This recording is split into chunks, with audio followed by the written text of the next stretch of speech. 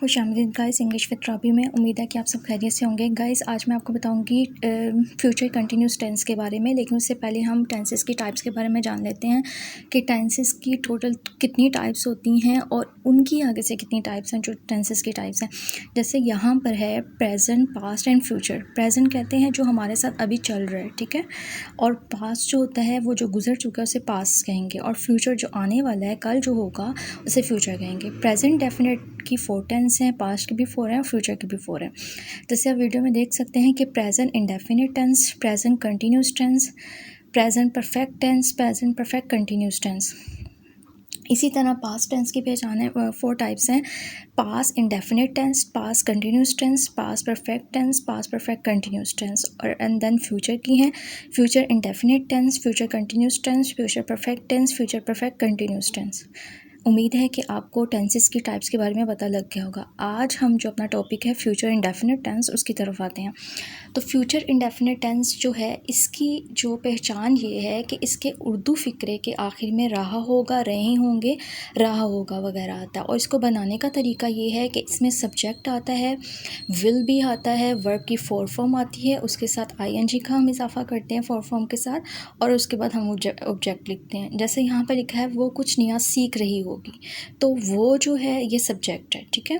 She subject है, उसके बाद विल भी और लर्न के साथ ING का इजाफा करेंगे तो लर्निंग बन जाएगा, ठीक है। फिर something new, she will be learning something new, वो कुछ नया सीख रही होगी। लेकिन अगर यहाँ पर यूँ होता कि वो कुछ नया सीख रहा होगा, लड़का आता, तो हम ही यूज़ करेंगे, ठीक है। उसके बाद है साइमा इंतज़ामात कर रही होगी, तो Saima will be making arrangement. Saima की सब्जेक्ट है, साइमा आएगा, उसके बाद विल भी आएगा।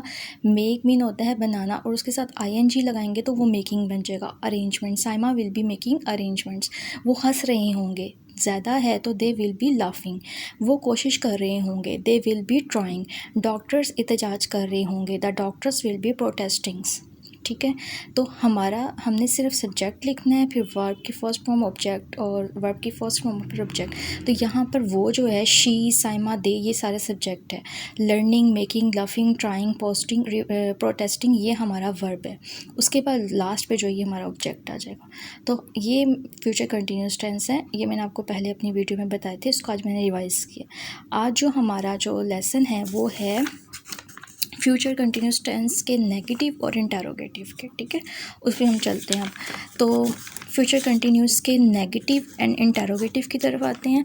इसकी वही पहचान है नेगेटिव की, और बनाने का तरीका बस इसमें ये होता है कि इसमें हम जो है वर्ब की विल बी के साथ जो है नोट का, ठीक है, नोट का इजाफा करते हैं। तो जैसे आप यहाँ वीडियो में देख सकते हैं कि वो कुछ नया नहीं सीख रही होगी, वो है शी लिखेंगे, लड़की है तो शी। विल बी के साथ जो है विल नोट भी आ जाएगा, बी से पहले नोट का इजाफा करेंगे। और लर्निंग है, लर्न जो होता है सीखना होता है, उसके साथ हम ING का इजाफा करेंगे तो वो लर्निंग बन जाएगा। कुछ नया, something new. She will note be learning something new, वो कुछ नया सीख रही होगी, ठीक है।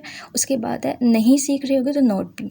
साइमा इंतज़ामात नहीं कर रही होगी, तो Saima will not be making arrangements, ठीक है। उसके बाद है अब इसमें साइमा जो है वो सब्जेक्ट है, विल नॉट बी आपने उसमें लिखना है, मेक बनाना होता है, उसके साथ ING लगाएंगे तो वो मेकिंग बन जाएगा। इंतज़ामात अरेंजमेंट्स होता है। She will not be making arrangements, वो नावल नहीं पढ़ रही होगी, वो है तो लड़की है तो उसके साथ शी यूज़ करेंगे। She will not be reading a novel, ठीक है।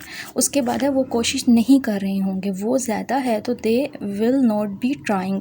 ट्राई मीन होता है कोशिश करना, लेकिन उसके साथ जब हम ING का इजाफा करेंगे तो वो ट्राइंग बन जाएगा।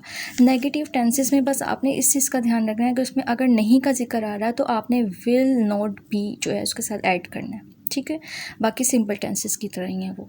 उसके बाद है नेगेटिव यानी सवालिया जुमले। सवालिया जुमले में हम जो है वो विल जो है वो पहले लिख देंगे, ठीक है। जैसे वो कुछ नया सीख रही होगी तो she be learning something new, वो कुछ नया सीख रही होगी। इसमें विल पहले आ जाएगा और उसके बाद सब्जेक्ट आएगा, उसके बाद बी आएगा। लेकिन अगर यहाँ पर होता वो कुछ नया नहीं सीख रही होगी तो हम यहाँ पे लिखने था हमने सवालिया जुमले में विल शी नोट। यहाँ पे जैसे हमने ऊपर बी से पहले नोट है, यहाँ पे note be learning something new, ये सवालिया बन जाएगा उसका जो। तो उम्मीद है कि आपको फ्यूचर कंटिन्यूस टेंस के सिंपल टेंसेस के बारे में, नेगेटिव एंड इंटेरोगेटिव के बारे में समझ आ गई होगी। तो बस आपने इन छोटे छोटे पॉइंट्स का इसमें ध्यान रखना है, तो आपको फ्यूचर कंटिन्यूस टेंस ईजीली समझ आ जाएंगे। बाकी उम्मीद है कि आपको ये सारा कॉन्सेप्ट आपके क्लियर हो गए होंगे। इसी तरह अच्छे अच्छे वीडियोस देखने के लिए आप इंग्लिश विद राबी को सब्सक्राइब करना ना भूलिएगा। अल्लाह हाफिज़, जज़ाकल्लाह खैर।